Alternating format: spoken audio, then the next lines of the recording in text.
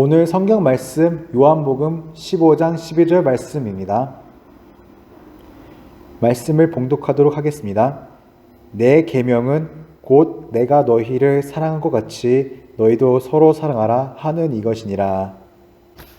오늘 말씀을 보면 예수님은 서로 사랑하라는 계명을 주셨습니다. 그 전에 예수님은 서로 사랑하기 전에 먼저 예수님 사랑 안에 거하라고 말씀하셨습니다. 요한복음 15장 9절에 이렇게 나와 있습니다. 아버지께서 나를 사랑하신 것 같이 나도 너희를 사랑하였으니 나의 사랑 안에 거하라. 예수님은 서로 사랑하는 것이 그분의 계명을 지킨 것이라고 말씀하셨습니다. 거기에만 머무르는 것이 아니라 예수님은 또한 우리에게 이렇게까지 말씀하셨습니다. 요한복음 15장 15절 말씀입니다. 이제부터는 너희를 종이라 하지 아니하리니 종은 주인이 하는 것을 알지 못함이라. 너희를 친구라 하였노니 내가 내 아버지께 들은 것을 다 너희에게 알게 하였음이라. 아멘. 예수님은 더 이상 우리를 종이라고 부르지 않고 우리 모두를 친구라고 부르셨습니다. 종은 하나님의 뜻을 모르지만 친구는 하나님의 뜻을 알 수 있습니다. 종은 상하관계에서 명령만 받으면 되지만 친구는 친구의 마음을 헤아리면서 부탁을 들어줍니다.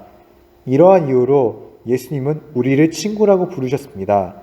예수님의 친구는 하나님께 무엇을 구하든 다 응답을 받을 수 있습니다.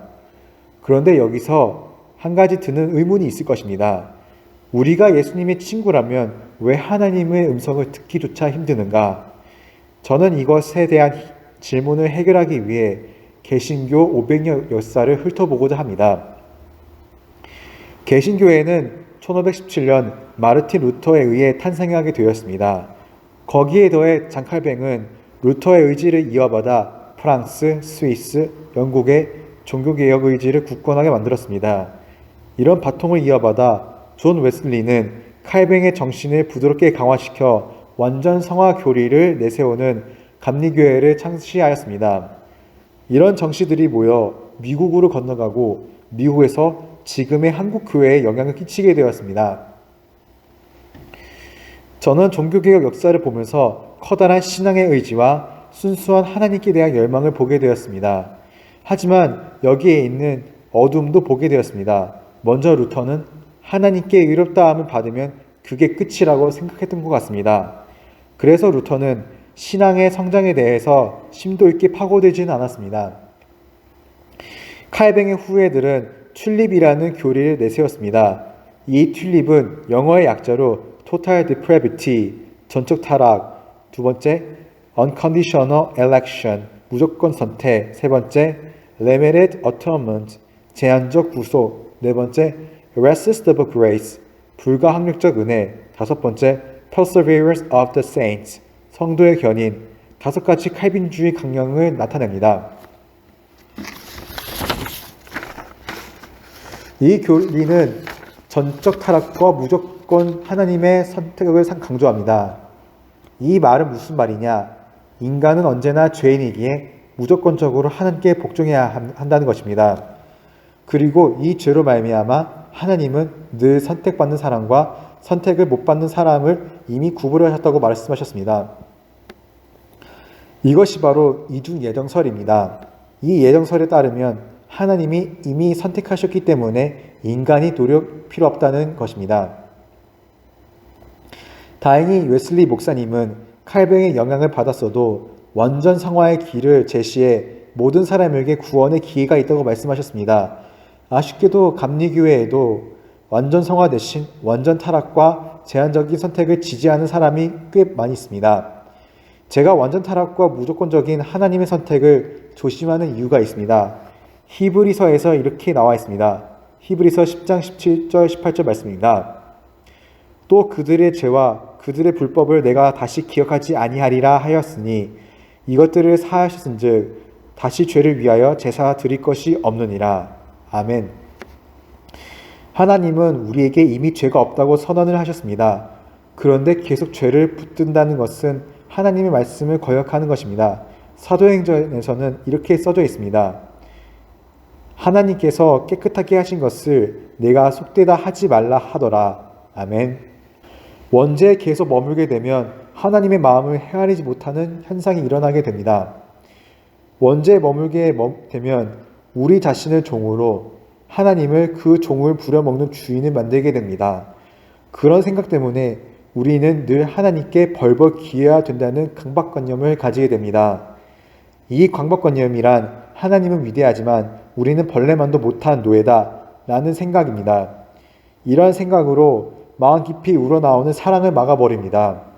더 극단적으로 나아가면 하나님은 사랑할 수 있지만 우리는 사랑을 나눌 수 없다라는 생각을 합니다. 그렇게 되면 우리가 사랑이 아니라 미움, 질투, 분노, 탐욕, 두려움을 선택하게 됩니다. 이렇게 교회사를 연구하면서 저는 마음속에 이런 깨달음을 얻게 되었습니다. 내가 계속 원죄와 주종의식을 선택했기에 예수님의 사랑을 놓쳤구나 라고 말입니다. 근데 저는 더 이상 부끄럽게 살고 싶지 않습니다. 스스로 당당한 삶을 살기 위해서는 어떻게 해야 될지에 대한 고민이 생겼습니다. 사도 바울은 우리에게 이렇게 말씀하십니다. 찬송하리로다.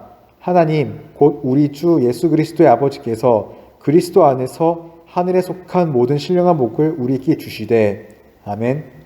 태초에 하나님은 주인과 종의 관계가 아니라 친구 이상의 관계를 맺기 위해 우리를 창조하셨습니다. 하나님은 언제나 우리와 친구 관계를 맺고 싶어 하십니다.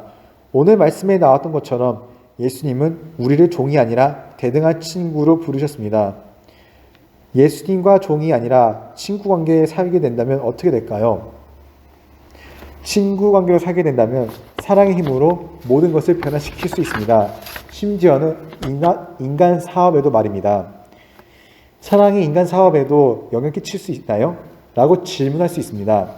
저는 그것을 대답하기 위해 독일 교회에 대해 연구를 하게 되었습니다. 독일 교회는 대부분은 루터교회입니다. 어떤 루터교회는 문을 닫기도 하지만 어떤 교회는 부흥하기도 합니다. 부흥하는 독일 교회의 비결은 바로 디아코니아 섬김입니다. 19세기 독일 교회에 힐리 비헤른 목사님이 디아코니아 섬김 정신을 나타나게 되었습니다. 이 목사님은 예수님과 친구 관계일 때 진정한 사랑이 나타나다고 말씀하십니다. 이 진정한 사랑 관계에서는 진정한 섬김이 나타날 수 있다고 말합니다. 이러한 사랑 정신으로 그는 라우의 하우스라는 고아, 과부, 나그네를 돌보는 교회 시스템을 세우게 되었습니다. 이 정신을 이어받아 구스타브 베르너 목사님이 슈투트가르트 근처 로이틀링겐에 가난한 자들을 위한 기술학교를 세우게 됩니다. 그리고 나중에 이 기술학교에서 베르너 목사님은 비레른 마이어바흐라는 고아를 맞이하게 되었습니다. 이 고아는 베르너 목사님 곁에서 엔진 기술을 배워 나중에 자동차 회사를 차리게 됩니다. 그 회사는 바로 독일 자동차 회사 메르세데스 벤츠입니다. 이렇게 독일 자동차 산업은 교회에서 시작했다고 과언은 아닙니다. 저는 이것을 보면서 할렐루야 외치게 되었습니다. 제 질문의 대답에 대한 답을 얻게 된 것입니다. 우리가 예수님과 친구로서 사랑한 자로서 함께한다면 뭐든지 할 수 있습니다. 저는 예수님 안에서 주님이 태초부터 허락하신 하늘의 신령한 복을 누리고 싶습니다. 그래서 저는 매 순간 예수님과 친밀한 관계에 머물려고 합니다.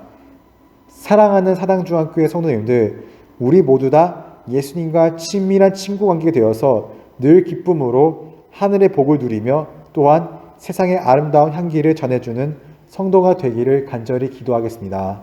아멘.